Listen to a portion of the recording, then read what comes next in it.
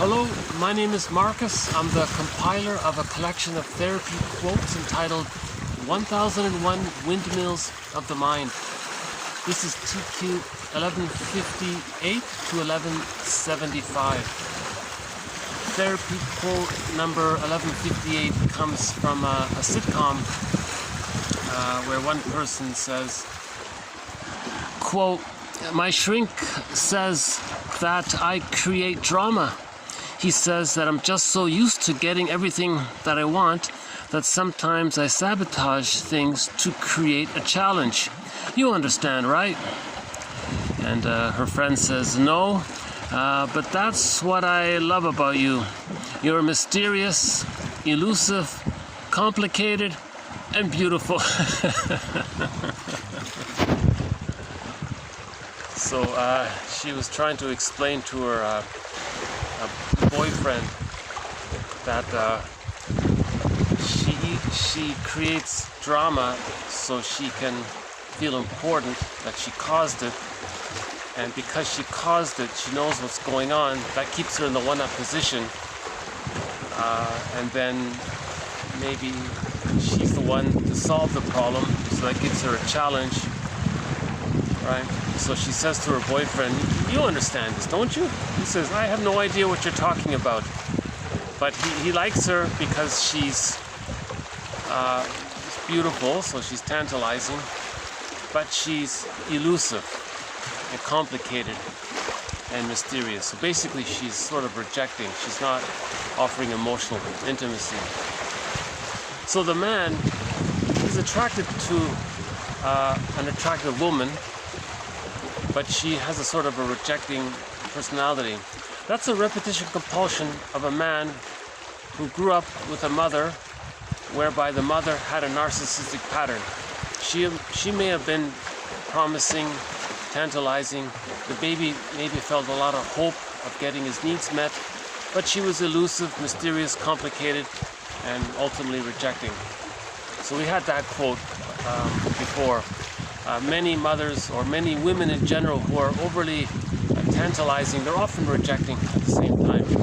So the repetition compulsion is that a guy might be attracted to a woman who also has the narcissistic pattern. So for him, he's trying to master the trauma of having a narcissistic a mother with the narcissistic pattern. Now he wants to marry a woman with a similar pattern to see if he can master that trauma. Now the woman in this quote, she might have the hostile provocative attachment style. I'm not sure. I don't know I didn't watch the whole show. So the hostile provocative attachment style, or the people that create crazy makers, let's say, they're trying to communicate that when they were a baby, they didn't get their symbiotic needs met. Remember, the baby, after he's biologically born, he needs to fuse with the mother. That's called the stage of symbiosis. Now, if a child doesn't get his symbiotic needs met, he might be very provocative, might be crazy making, thinking he's going to find someone else to fuse with and let someone else be the mother for them to meet their symbiotic needs. It can't be done, but that's sort of the positive intention of why somebody might be like this. They're trying to communicate, as Burglar says, they're trying to communicate that when they were a baby, they didn't get their symbiotic needs met. Now, when the repetition compulsion gone awry, they're going to be crazy making, provocative, to try to hook someone in. Remember, the more rejecting the mother is, the more the baby needs the mother, the more the baby's going to fuse with the mother. So she's trying to replay that, right? She wants someone else to fuse with them, right? And then, that's sort of the theory about that. So I think this is the third quote from a sitcom we've had so far. So that's maybe a thread in this series. Psychology quotes from sitcoms. From the sitcom The Side Order of Life, there was a quote there where the woman said, "Those painful memories, they make us who we are." It was insightful, right? We are, I use that as a follow-up to the quote, "We are what we remember." So if there's a lot of trauma there, we're stuck there, we feel like that's who we are, and we're trying to master the trauma. So she said those painful memories, they kind of make us who we are, right? And then another sitcom was from the show the head of the class, or head of class, a high school comedy. And the teacher said to one of his students who was feeling some anxiety, he wanted to calm her down. He said to her, "There's something about you that makes you you. How can someone else's opinion of you be stronger than that?" I thought that was a good one. So we have a third sitcom one in here.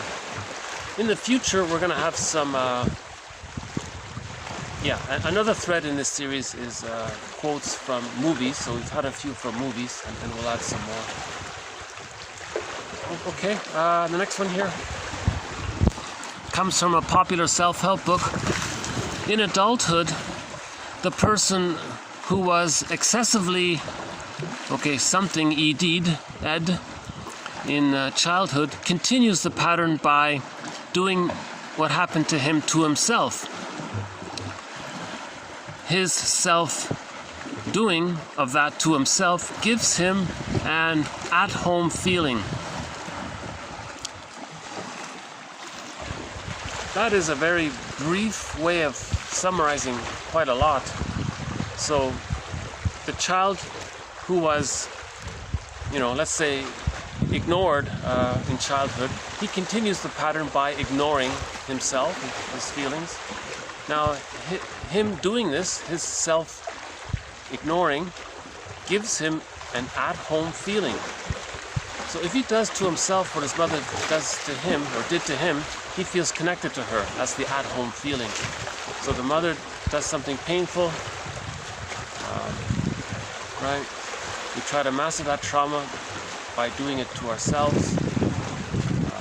Unconsciously, our memories of her are doing it. So we're doing it to ourselves, I against I. Now it's a part of us, or a part of us is ignoring another part of us. And that's familiar, you see. That's a very good book called The Inner Child of the Past. Okay, next one here. Narcissistic transference. The product of overlapping self and object fields. Marriage is a challenge to our narcissism. So one of the threads in this series is the psychic structure of the narcissistic pattern. So the baby's fused with his mother. Okay. So in the memory system, or in the internal objects, or in the internal theater, in the internal object relations world, we live in two worlds. So in this inner world, the child has an image of himself that's fused, merged, symbiotically in fusion with the image of the mother. So the image of the self and the image of the other are one. He thinks the mother's an extension of him. Now, if there's arrested development there, that's the narcissistic pattern.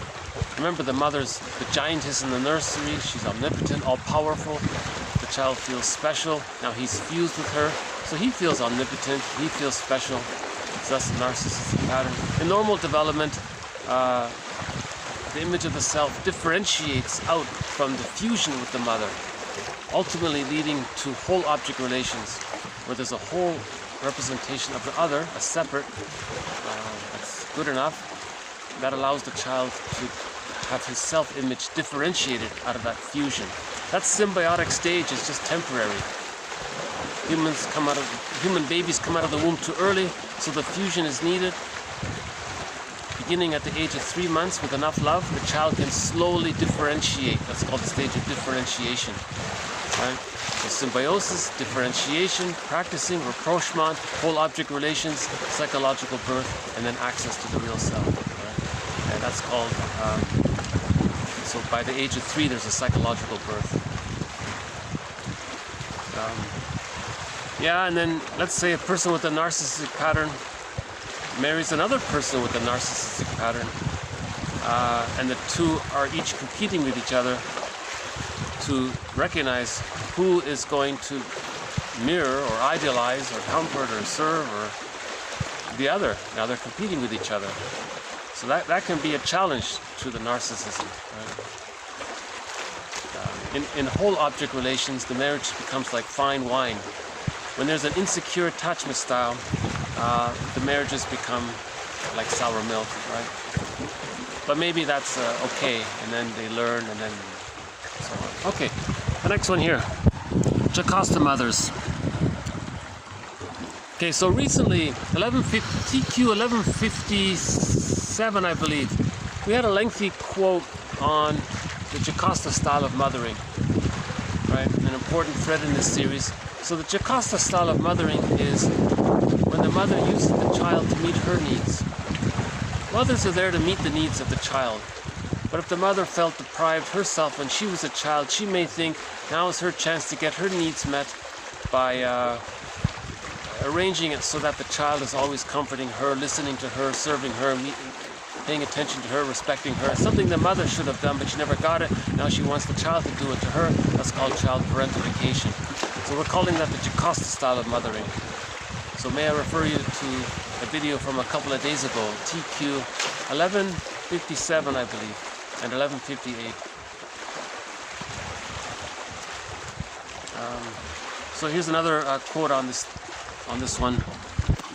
Okay, neurotic mothers are notorious for their martyred agonies, their self-pitying dramatic displays, their exploitation of the theme of sacrifice. In actuality, the martyred mothers make no sacrifice. If anything, they do precisely the opposite. They exploit their children.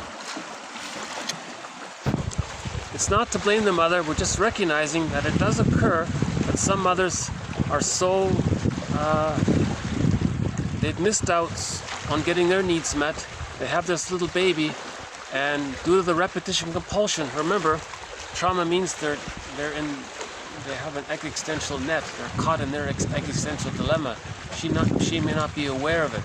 That's the power of repetition compulsion. So she may want to master the trauma of not getting the love from her mother by turning the child into her mother.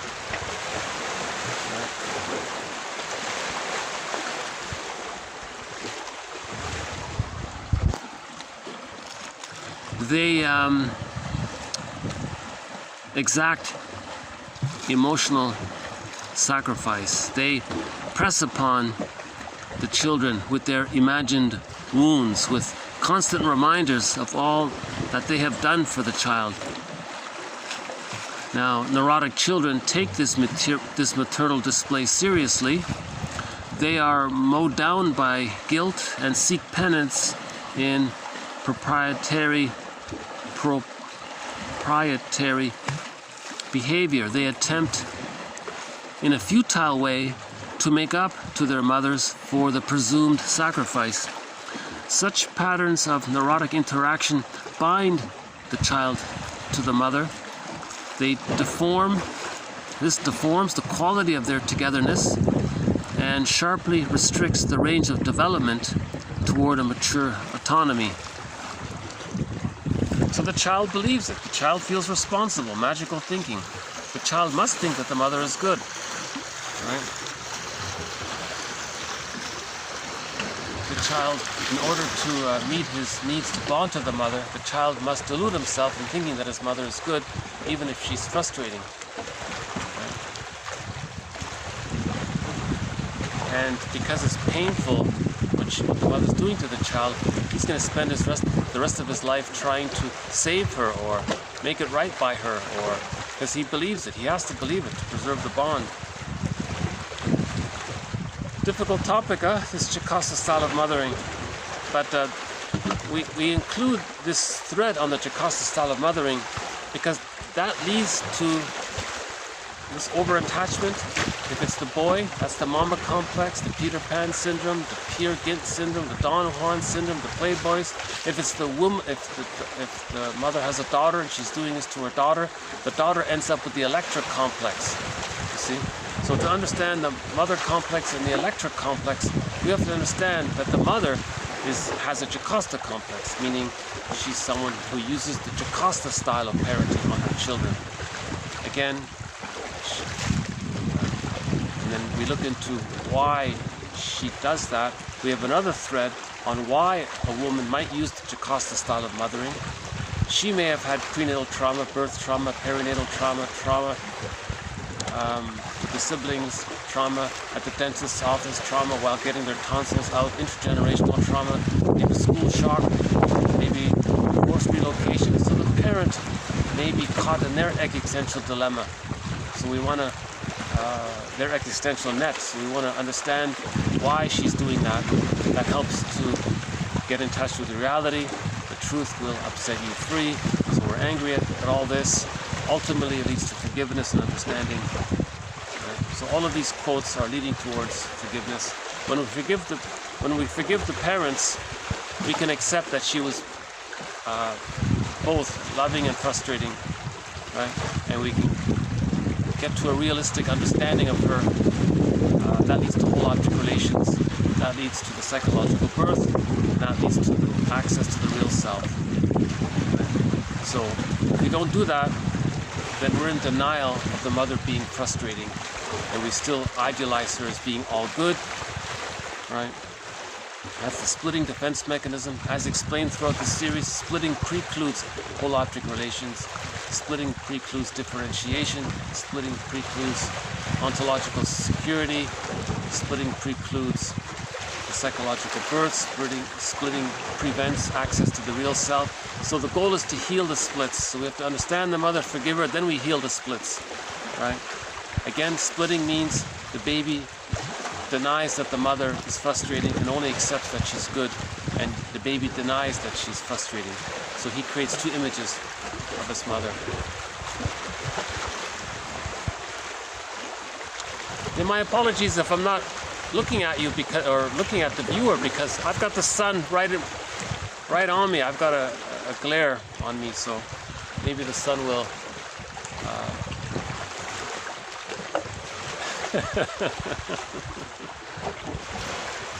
okay, but you know, I persist because the quotes are posted below, and it's about the quotes. It's not really about my presentation of them. So that's why the quotes are posted below. And again, you can get the whole collection, 1001 Windmills of the Mind, through the link, and all of these bonus quotes, right? So all of the quotes beyond 1001 are bonus quotes. So we're in the bonus quotes material. The bonus quotes are included in the core collection, right? So, yeah, that's one of the threads. So we're adding to the thread on the Jocasta style of mothering. Okay, dreams are also a thread. Dreams are largely a reliving of the unresolved emotional problems in human relationships. So if during the day you had an interaction with somebody and it didn't go too well, you might have a dream replaying it somehow. So you're trying to master the situation. So the psyche is always trying to work things through. Or you wanted to feel something during the day, you couldn't feel it, then at night you sleep, then you feel it. That kind of thing. This thread on dreams is undeveloped. Mainly we talked about the condensation and how in the unconscious, there's no time in the unconscious. In the dream world, there's no sense of time. You can dream about from your childhood, something from today, something from the TV, something you read in the book. It can all come together. That's called condensation. And then you can displace your real feelings about something serious onto some other thing. So there's displacement. So there's condensation, there's displacement. Okay. And then there's the unresolved emotions. You want to work through them. You're reliving them. So we have a few theories on it. In the comic book Psychoanalysis, 1955, there's a few examples of it. Okay, let's move on. Unconscious anxiety. A client may be considered to be anxious whether he is aware of it or not. The central question isn't, does the client feel anxious, but is he being anxious? So he makes the point, just because you don't see somebody being anxious, or just because the person doesn't maybe feel that he's being anxious. Is he being anxious? And what does that mean, you're being anxious? Right? If a person makes others anxious, he's being anxious. He just coaxed others to be anxious. So he externalized it through projective identification. If he has a lot of psychosomatic symptoms, a lot of body armor, let's say, that's being anxious. The body bears the burden. So he is being anxious. Right? So just add one more thought to our thread on anxiety. Oh, this next one here is a huge question mark. This next one here is not a thread in this series. I just posted here as a question mark because I don't understand it myself. A paradoxical intervention, prescribing the symptom, where a client might be warned by the therapist about the dangers of abandoning the pattern of behavior which led her into therapy. Yeah, there's a huge ethical question around this. His positive intention, his rationalization, I suppose, for prescribing the symptom is to help the person be conscious of it. So if the person's not aware of what he's doing that's leading to the symptom, by prescribing the symptom, maybe that coaxes the person to be aware of the symptom. So if the person eats too much junk food, the therapist might say, okay, what you got? Your homework is to eat some more junk food. And the person might go, oh, why? Well, that's what you do to deal with anxiety. You eat lots of junk food. So I'm prescribing that. That's your homework. And the person might then paradoxically decide, no, I don't want to eat junk food. That's not right. He claims sometimes it can work.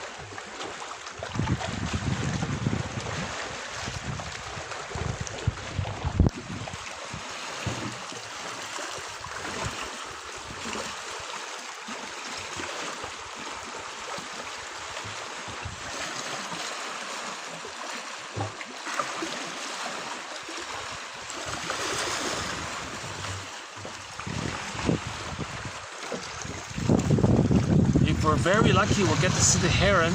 That's why I came here, because I think this is the best chance I might have of getting a picture of the heron. He's one of the companion animals in this series. The heron, the blue jay, the fox, the crow, and the mosquito. So, but I don't have any videos yet with the heron in it, so I'm trying to...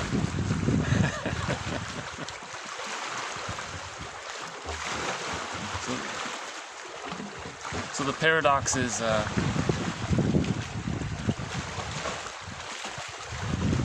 another idea about this paradox thing is maybe he's trying to strengthen the client's, to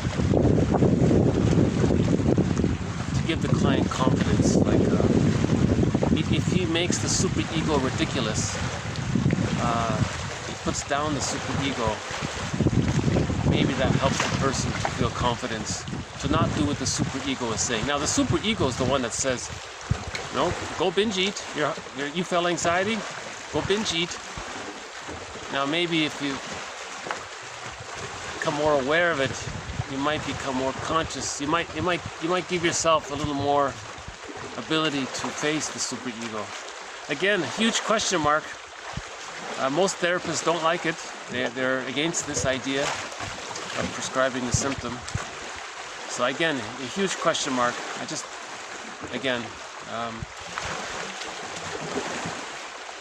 I include it because it does acknowledge the issue of how do we strengthen a person's ego? How do we decathect from the superego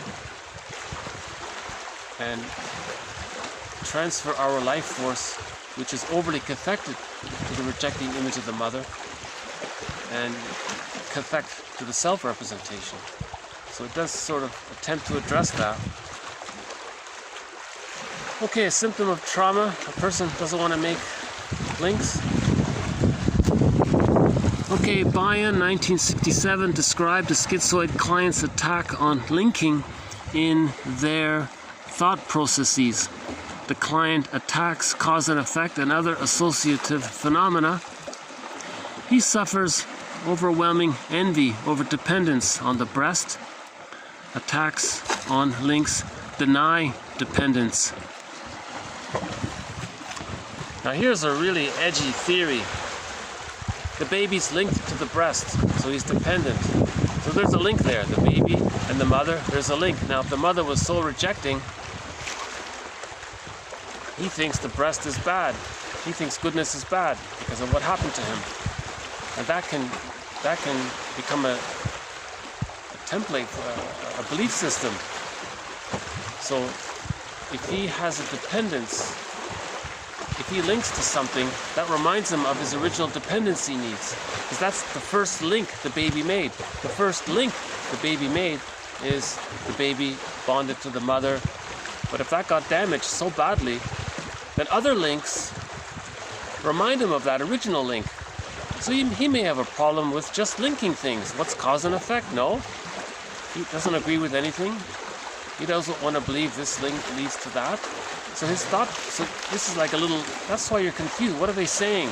He's all over the place with his thoughts, like word salad, sentence salad, paragraph salad. There's no coherence. There's little glimpses here and there. What do you mean? Phrasal salad. You know, he doesn't want links. So if the therapist offers an interpretation, this links to this, you do this because this happened. No, don't make a link. That reminds me of the original link of babyhood time. That's a theory about learning problems or communication problems or being able to accept an interpretation. Okay, now the sun has shifted. I can see myself a little bit better here. Okay. Now I can form a better link with you. Okay. I want to have a better link with the viewer.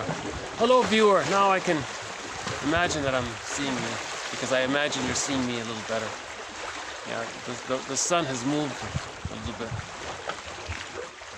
But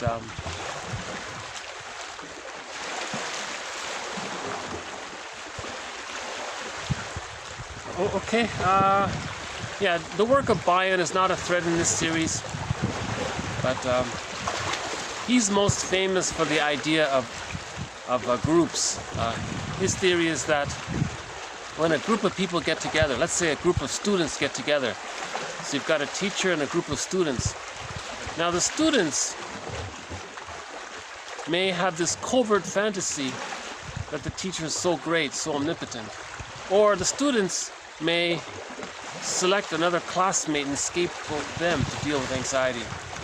Or the students may fantasize that maybe one of their classmates maybe has a girlfriend and maybe this new relationship is going to create this family romance, something like that. Oh, that's better. Hello there. Okay, now I can see you much better. Oh yeah, this is much better. Okay. Forgive me for being a little lazy. I don't think I'm going to start the video over, but the quotes are posted below. No, here's the sun again. Well, that was a cloud. Yeah, we've got a cloud there. Oh no, the sun's coming back. Oh, sorry about that. Okay, the next one here. Okay, the next one here. Alice Miller. I always regard myself as an advocate for the inner child in a person. Whatever a client tells me, whatever their inner child tells me, I take their side. I consciously identify with the mute child within the client. So she's having empathy and compassion for the inner child of the past within her clients. Alice Miller's quite hard to read, but it's you know, it's good reading. It's necessary reading. You know, the quotes on the Jacasa style of mothering, right? Alice Miller, Lloyd DeMaz, and Dorothea MacArthur. It's tough reading, those ones. And Leonard Shengold as well. So they articulate how it comes about that a person doesn't know themselves, doesn't know their real self? Why don't they have access to the capacities of the real self? Now remember, the real self is a part of the person that allows the person to have a wide range of affect. Therefore, the real self, part of the self, allows the person to mourn losses. The real self, part of the self, allows the person to know what they like. The real self, part of the self, lets the person's self activate without these great fears of being abandoned or something, right? The real self, part of the self, allows the person to enter into warm, caring, loving relationships which are not bogged down by wildly exaggerated fears of engulfment or abandonment. The real self protects the person's creativity, the real self. So James Masterson, in his book, The Search for the Real Self, discusses this. So that's one of the threads in this series, the concept of the real self, part of the self. Now, Masterson is one of the mentors in this series. Again, the 6 mentors are James Masterson, Edmund Bergler, Karen Horney, Melanie Klein, Margaret Mahler, and William Fairbairn. And Robert Bly makes a guest appearance now and then. Okay, let's move on to TQ therapy quote number 1168. The client behaved in a defiant way toward the analyst without remembering similar feelings and attitudes toward parental authority, sometimes called, quote, acting out in the transference.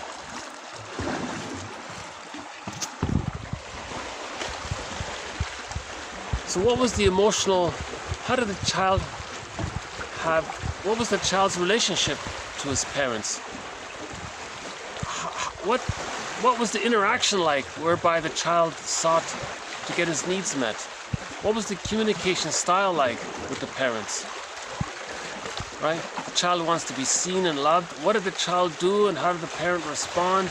Now, if that's very painful, in the repetition compulsion, that template can reenact acting out in the transference.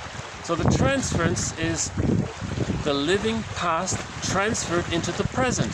So in the present situation, you have the client and the therapist, right? Now that's the present situation. Now the client's going to transfer his or her living past into the present, and now he's going to act out. He's going to replay it, reenact it, relive it, redo it to try to get a better outcome, to try to master the pain.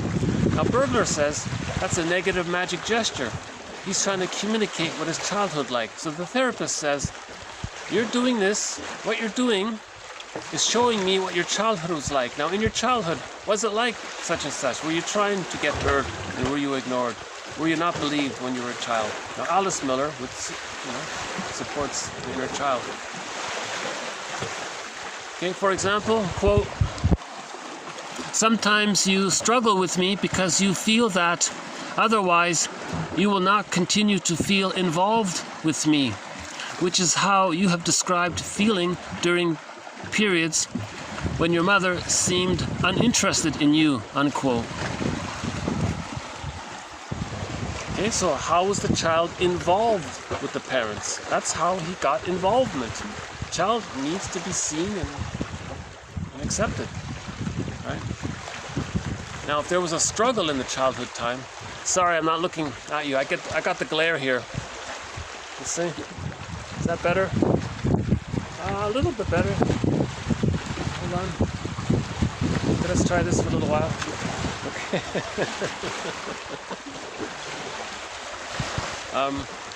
Okay. I'm sitting on a rock here, so I got.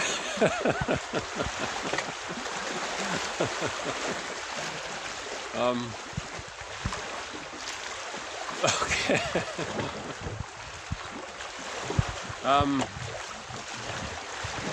So let's do that again. Quote, sometimes you struggle with me because you feel that otherwise you will not continue to feel involved with me, which is how you have described feeling during periods when your mother seemed uninterested in you. Okay, so the mother was uninterested in her child. So the child was dramatic, provocative, right? Causing a scene, being naughty. Now, in the repetition compulsion, the client is doing that in the present. She's being naughty, being difficult. Okay, now is his interpretation. That's called acting out in the transference. Berger calls that a negative magic gesture. Right? The client is trying to say what her childhood was like, what she didn't want in her childhood. So the therapist might say, you didn't want your mother to ignore you. You wanted her to hear you. That's right, I want her to hear me. Right. Okay, this next one's a tough one for me. One of the... Is this better here? Yeah, it's not better. Let's see. Yeah, I'm getting the glare. I'm getting the glare. Oh, sorry about that. Yeah, I didn't think the glare would be with me the whole time. Okay, one of the threads in this series is prejudice, and I've been one-sided. So there's a quote here that says, maybe about a week ago, there's a quote that says, if you think the roots of prejudice are from individual psychology, right? Splitting, projection, projective identification, rationalization, right? You don't want to feel your internal conflict, so you externalize what's bothering you, put it onto non-threatening substitute others, then you convince yourself if it's out, then it's not within, then you feel better. So all along, throughout this whole series, the thread of prejudice is based on projection, right? The child has an image of his mother as being frustrating. It's too painful to always have that memory. He doesn't want it inside. It's too painful. Mental pain, psychic pain, emotional pain.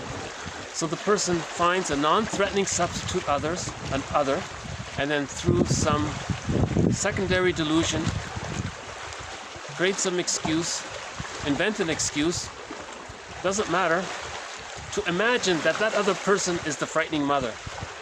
But they'll hide the jargon. They won't say this other person, they won't say that they're projecting their rejecting mother onto this non-threatening substitute other. They'll just say this other person is threatening and bad and all this stuff. Then the person can coax the other person to demonstrate some trait, right? Be provocative. Then that's called mope beam projection. Now they can hang the coat on the non-threatening substitute other. Now all of that, the person, what's going on is the person is still dealing with the splitting defense mechanism. The baby temporarily creates two images of his mother. Loving mother as a goddess, frightening mother as a frightening mother. But he denies that she's a frightening mother. By the age of 3, this gets resolved. The two split images come together and we have whole object relations. Now if that doesn't take place, the person's in their mind, they still have this psychic structure. Goddess, demon, image of the mother, right? Now, it's painful to integrate the splits, because in order to integrate the splits, the person has to accept that the mother was so frightening and rejecting. The person doesn't want to do it, it's too anxiety-provoking.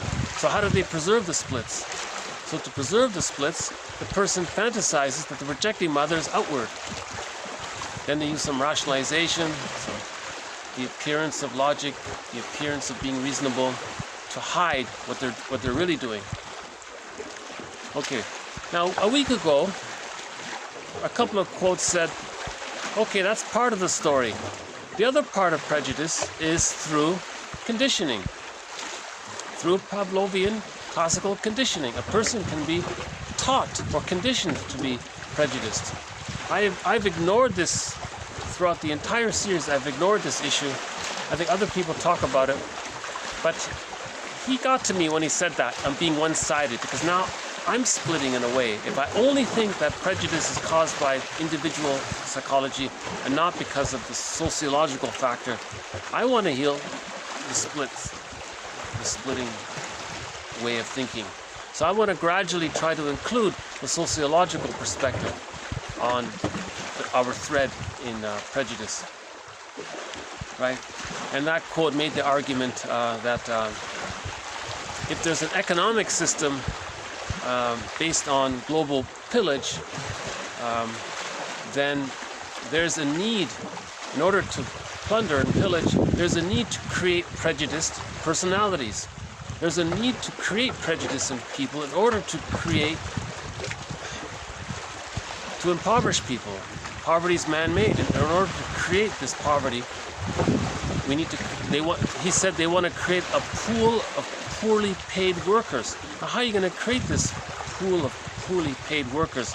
You need people in the economic system who are prejudiced. Now, when people are prejudiced, what they're going to do is they're going to project the frightening image of the mother onto non-threatening substitute others and then put them down. Because when they were a baby, the mother was put down. You see?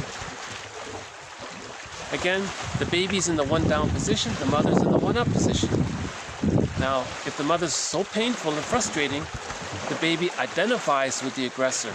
He becomes the mother and rejects himself and puts himself outward.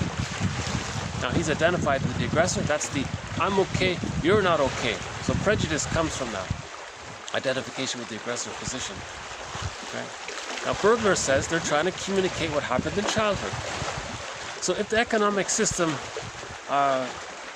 is that, okay, you're going to have a school system, you're going to have, now religion does this, that's another thread. We're going to start a new thread soon on the psychology of religion. Now, the psychology of religion is to promote the splitting defense mechanism. Religion, for the most part, promotes the prejudiced personality. Now remember, when the baby achieves a psychological birth, he has a tolerant personality. Whole object relation, psychological birth, empathy, understanding, mutuality, I'm okay, you're okay. That's the tolerant personality. Now with an insecure attachment style, meaning the splitting defense mechanism is still being used, that's the prejudiced personality, you have all of these patterns that come out of the insecure attachment style. The narcissistic pattern, the hostile provocative style, some of those schizoid patterns, the one that resembles Iago. Okay, then there's some of these symbiotic character disorders and so on.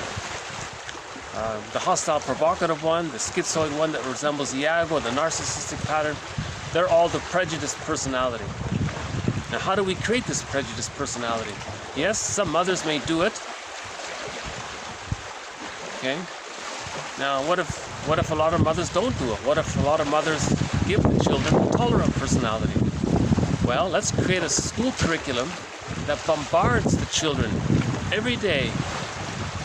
Every lesson is cherry-picked to instill into the young child's mind, to coax them to focus on how the mother was rejecting and reject how the mother was loving. Apparently that's something like that. Or just teach the children to go against their own tolerant personality. Your tolerant personality, that's not right. To be right, you have to have a prejudiced personality. The children are hurt by that. They're shaking their head, they're confused. But after 20 years of schooling, the theory is maybe they can do that, right? So all of the school books will deny any wrongdoing, right? And they'll rewrite history. So it's a conditioning process, she says. It does seem to be the case, you know. No one learns in school that so many inventions came from Africa and Asia. Right? People only learn about the inventions, recent inventions, and no one really learns about what happened to the First Nations people, indigenous people. No one really understands what happened there. You know, so a lot of so you're highlighting things, and by doing that, you're giving the implicit teaching that what you're not talking about is not important. Something like that. Anyways, this is a very undeveloped thread, but the next quote here is from Jane Elliott. Now, she talks about the sociological aspect of how to create the prejudiced personality. So this this is just a couple of sentences from a short interview she gave. Okay, here's from a short interview with "To educate means to lead out of ignorance, Jane Elliott." The interviewer asks, "Miss Elliott, do you feel guilty about having a shade of beige skin tone?" "Oh, not at all. I didn't choose it. I can't lose it. Why would I feel guilty about having it?" "Do you think there are some things that those with a shade of beige tone of skin should feel guilty about?" "Well, behaviors, shade of beige behaviors, yes. But I don't think you do these things because you have a shade of beige tone of skin. You do these things because you're ignorant." "So you mean you're conditioned to do these things?" "Absolutely." "You mean we're conditioned to be prejudiced?" "Absolutely, and it works. The conditioning is working, and it has worked for a very long time." "Do you think all people with a shade of beige tone of skin are prejudiced?" "I think if you graduated from high school and you aren't prejudiced, you weren't listening. You should have gotten an F in social studies." So that's a yes. All people with a shade of beige tone of skin are prejudiced.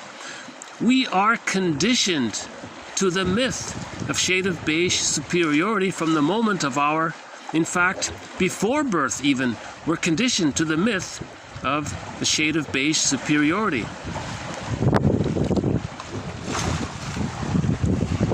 And she gives examples of this. I won't go into them here. So the work of Jane Elliott has won a Golden Windmills of the Mind Award. Okay, and she's contributing in a huge way to understanding our prejudice, right? She has this on her t-shirt. She has a quote there. It says, "Prejudice is an emotional commitment to ignorance." Right? So she says we've been taught to be ignorant. She says if you carefully look at everything in the school books, it's designed. It manages either they consciously did it or they unconsciously did it. I think what happens is, publishers are chosen because they have a psychological prejudiced personality. So their byproduct, so whatever they create is going to create a prejudiced curriculum. They don't actually hire people with a tolerant personality. They may purposely choose the majority of the book authors, textbook authors, to have a prejudiced personality. That's one theory around that. It sounds unreasonable. Saying even as I say it, I feel it's unfair. But if you really look into it,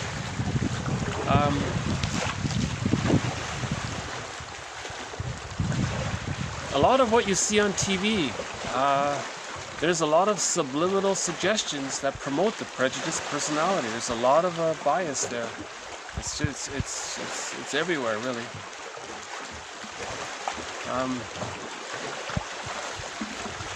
Now, the psyche seeks healing. So if a person does have a prejudiced personality, what they're doing is they're trying to communicate their childhood trauma. So Bergler says if a person is being prejudiced, prejudice is confession. Projection is confession. Right? If a person is being prejudiced, they're trying to say that when they were a baby, that the interaction with the mother was much more frustrating than loving. That's the bottom line. Okay, the next one here. Prejudice is a mask and confession of denied complicated grief. Okay, these two authors have a different angle to it. They say prejudice is a confession of complicated grief. Right? Prejudice is a confession of complicated grief. Complicated grief. The reason there's complicated grief is because the person is still using the splitting defense mechanism. In their unconscious memory system, there's an image of the mother as being loving and an image of the mother as being frightening, and they're separate. And the image of the mother being frightening is denied. That's the splitting defense mechanism. In healthy development, the image of the mother is whole. it's realistic. A mother is loving for the most part, frustrating sometimes, but that's okay. That's a whole image of the mother. Right? Okay, so again, on the sociological side of prejudice, because I want to be balanced, there's the individual psychology that leads to prejudice. What about the sociological side that leads to prejudice? So we had those quotes from a week ago. We have a quote here from Jane Elliott, and we have one more here, TQ 1174. Okay, learned ignorance or gullible book knowledge can lead to trained incapacity. Trained incapacity means the condition of being trained not to recognize the important causal factors at work. Related to this is educated incapacity.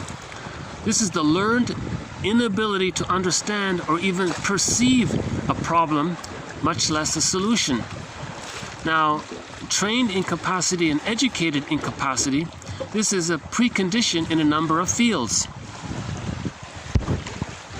And he talked about economics. He said, if you want to get into the economic field, you must, to be accepted, right? You must prove that you have a trained incapacity not to be able to recognize links. Okay? And you have to demonstrate that you have a trained, educated incapacity. You have to demonstrate that you don't have the ability to understand or even recognize the elephant in the room. Now, if you meet those two criteria, you can get accepted into certain fields, including economics. Now, he's talking about the economics system that seeks to create a pool of poorly paid workers. To do that, you need prejudiced people, and if you don't recognize it, in order not to recognize it, were you conditioned through your schooling system or through your parents, somehow at home or at work or at school, do you have a trained incapacity and do you have an educated incapacity? So these quotes come from a dictionary on economics, actually, called J is for Junk Economics. That's an interesting dictionary because he explains what's called doublethink. He tries his best, I think, to understand doublethink. He wants to undo people's trained incapacity and undo people's educated incapacity. But again, this series is not about economics or sociology. There will only be a few brief mentions of it to the extent that it can help illuminate why prejudice exists. So there's the individual psychology of the developmental trauma, and there's the conditioned side of it. Now, why is there this conditioning? Well, this conditioning is an offspring of an economic system based on global pillage, right? So global pillage needs a prejudiced personality, right? Now, the global village requires a tolerant personality, you see. Now, healing, the journey of healing is to move from two-dimensional to three-dimensional, right? So two-dimensional is the prejudiced thinking. Three-dimensional, that's the healing process. And finally, we reach the tolerant personality. So healing is to move from the prejudiced personality to the tolerant personality. Okay, the tolerant personality is I'm okay, you're okay. We're all humans in this one human family, right? The prejudiced personality, a lot of it is the baby's traumatized. He identifies with the one-up mother, and he concludes, I'm okay, you're not okay. He's preserving the splits. In the codependent pattern, he says, I'm not okay, but you're okay. So they're the codependent caregivers. Now another traumatized version of the insecure attachment style is some of these schizoid patterns called the I'm okay, you're not okay. That's the Iago character. He has all these negative philosophies. The humor is very sardonic, very negative humor, put down humor, and so on. If you go to the Enneagram and read the unhealthy 5, type 5 of the Enneagram, the unhealthy version of it, you can learn about the Iago character. Right? So he has a lot of work to do to move from I'm not okay to you're not okay. He has to gradually get to the I'm okay. He has a lot of work to do to get to the I'm okay, you're okay. Because they're so cynical. Like the Bion quote, they're filled with envy. Anything that's good arouses immense envy. Remember, the envy, so the baby is feeding at the breast, that's goodness. Now, if there's a trauma there, he might become greedy. Okay, that's one thing. Now, if there's much more severe trauma there, and there's no sense of goodness at the breast, goodness is bad. So the person thinks, so envy means hatred of the good. The template is, the breast was so terrible and so frightening, goodness is bad. So envy means hatred of the good, right? So people with the I'm not okay, you're not okay, they have a lot of work to do. They have a lot of work to do to forgive their mothers. Right?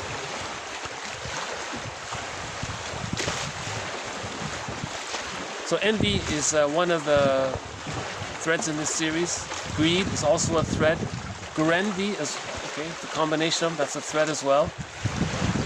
Every major emotion is a thread. Every major defense mechanism is a thread. Okay, so in this bonus quotes on this windy, sunny, we're adding to our collection of quotes. Okay, I'll just end on one last one here. Yesterday we did a video about crying, a grief work. I think that was a good video. TQ 1140 to 1147. We covered the topic of grief work. So that made me think about this, ending this video on this quote here. Okay, we don't cry because we're weak. We cry because we've been strong for too long.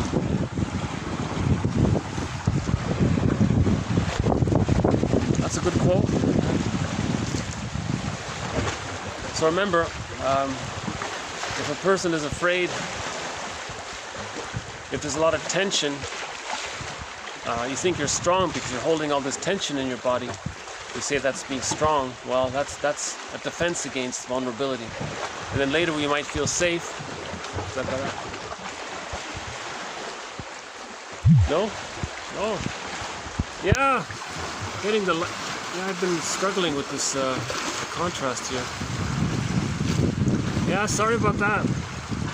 I think I'll have to choose a new location next time. Okay, is that better? So yesterday's video talked about crying. When we feel safe, we cry.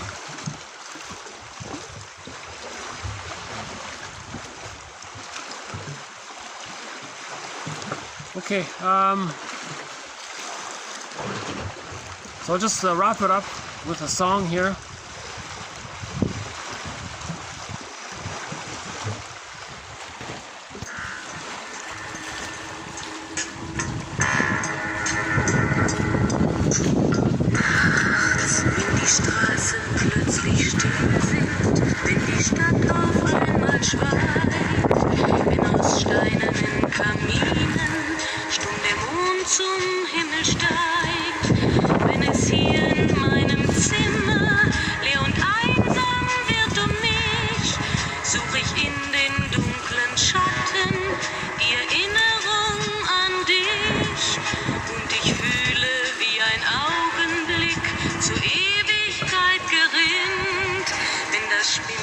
Meine Träume längst zerrissene Fäden spinnt und sich leis zu drehen beginnt, wie sich Mühlen drehen im Wind.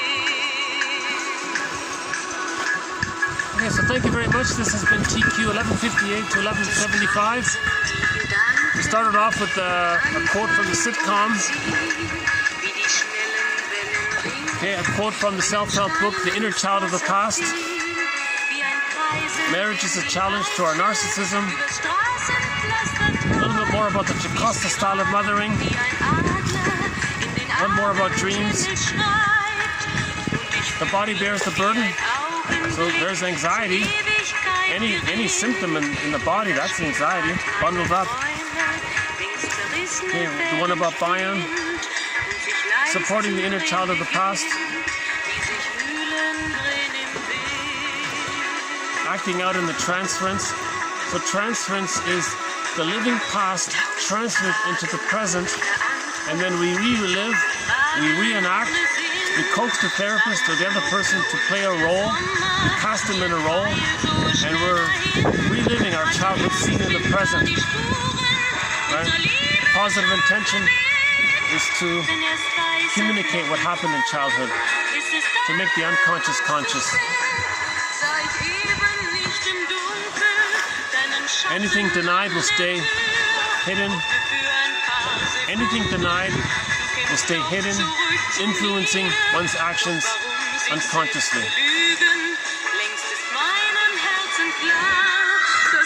Personality and society cannot be considered apart. Human adaptation is shaped both by the organization of the internal forces of personality and the external forces of society. Again, personality and society cannot be considered apart. Human adaptation is shaped both by the organization of the internal forces of personality and the external forces of society. So there's a both-and situation. Prejudice is not just from projection, it's a both-and situation. Okay, so I'll just end it here for today. So thank you very much. More to follow. Okay, bye for now.